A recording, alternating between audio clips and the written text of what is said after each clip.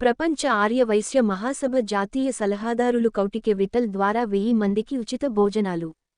ప్రపంచ ఆర్యవైశ్య మహాసభ 2000 సంవత్సరములో తిరుపతిలో ప్రారంభింపబడి ఇంతింతై వటుదింతైనట్టు ఎంతో ఎదుగుతూ ఇవాళ 50 దేశాలలో ప్రబలిపోయి ఉన్నది. ప్రపంచ ఆర్యవైశ్య మహాసభ ఎదుగుదలకు శ్రీ టంగుటూరి రామకృష్ణ గారు గ్లోబల్ అధ్యక్షులుగా ఎనలేని సేవలు అందిస్తూ వారి జీవితాన్ని త్యాగం చేయడం జరిగినది. హైదరాబాదులోని ప్రపంచ ఆర్యవైశ్య మహాసభ నాయకులలో ఉత్సాహాన్ని ప్రోత్సాహాన్ని నింపడానికి మరియు ప్రస్తుతము జరుగుతున్న గ్లోబల్ కన్వెన్షన్ 2024 గురించి తెలపడానికి ఈరోజు టంగుటూరి రామకృష్ణ గారు హైదరాబాద్ విచ్చేసినారు. వారు విచ్చేసిన సందర్భాన్ని పురస్కరించుకుని ప్రపంచ ఆర్యవైశ్య మహాసభ జాతీయ విభాగము నుండి సేవా కార్యక్రమములో భాగముగా ఈరోజు గాంధీ ఆసుపత్రి సికింద్రాబాద్ వద్ద 1000 మందికి భోజనాలు ఏర్పాటు చేయడం జరిగినది.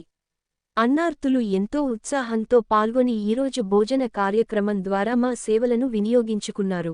ఈనాటి భోజన వసతిని ప్రపంచ ఆర్యవైశ్య మహాసభ జాతీయ సలహాదారులు శ్రీ కౌటికె విఠల్ గారు వారి భుజస్కంధాలపై వేసుకుని మొత్తంగా వారే స్పాన్సర్ చేయడం జరిగినది. ఈ కార్యక్రమానికి శ్రీ టంగుటూరి రామకృష్ణ గారు ముఖ్య అతిథిగా పాల్గొని విచ్చేసిన అన్నార్తులకు స్వయంగా వడ్డించడం జరిగినది.